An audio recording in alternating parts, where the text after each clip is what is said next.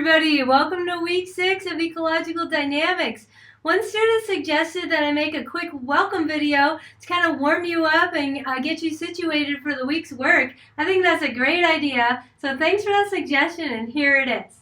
Okay, so for week 6, the main things that we're going to be learning is in section 3.2, and we're going to be focusing on equilibrium points of state models and the stability of those equilibrium points. We're going to be going in the next set of videos through a bunch of different examples, and I've kind of drawn them out so you can see that they go from simple, determining the equilibria, to more complicated, exponential modeling, more complicated still, onto logistic model, and then the most complicated one for this week is adding an additional term that speaks to the Elia effect, which is an effect on population dynamics from ecology. It's going to be really interesting to kind of see how all this stuff builds on itself. I'm really excited for that.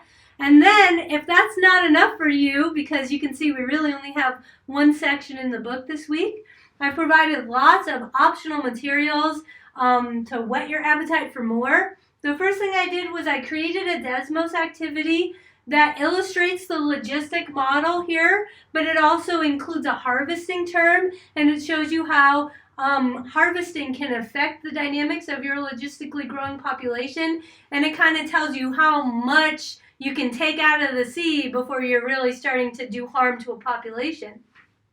The second thing is a phase lines applet, and that kind of illustrates the same thing that I'm showing in the Desmos activity, but it also gives you a sneak peek into bifurcations.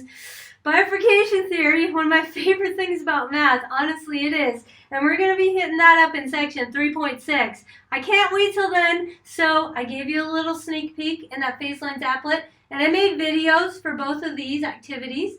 And then the last thing is I just provided a little research article. This was actually the first publication that I did when I was at graduate school at the University of Washington in Seattle. And what it is was I studied a stochastic model of logistic dynamics in terms of chemical kinetics. So I know in this class we're talking a lot about population dynamics, but if you remember in chapter 1 when we were talking about the shark tuna model, we were also introduced to chemical kinetic equations, and Alan actually shows in the book where the shark tuna model can be written down in terms of chemical kinetic equations. Isn't that funny? So the things that we're learning here have actually a direct tie-in to what happens at the chemical level when we have a kinetic equation, when we have chemistry. And I did some research with my doctoral advisor there to study what happens when you add stochastic effects in. So you can take a look if you want. That one's pretty complicated, but I'm happy to talk more about it if people request that during the week in the live sessions.